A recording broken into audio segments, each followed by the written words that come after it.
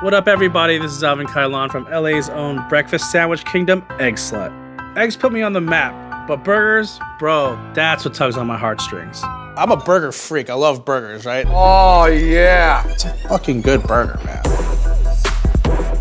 From classic fast food patties smashed on the griddle to high-end versions tricked out in the kitchen. Man, I love them all. The universe is spoken, and burgers are the reason why I'm in New York City. It's almost like the Yeezy of meat. It's next level shit. People call you the burger scholar. How many hamburgers have you actually eaten, do you think? Like 12,000 burgers. Oh my God. Yo, man, this is the most baller burger I've ever even looked at. Sorry, I'm too busy picking the teeth with a gold diamond toothpick. Now I'm on a quest to figure out what drives my obsession, and I'm linking up with some burger homies to help me along the way.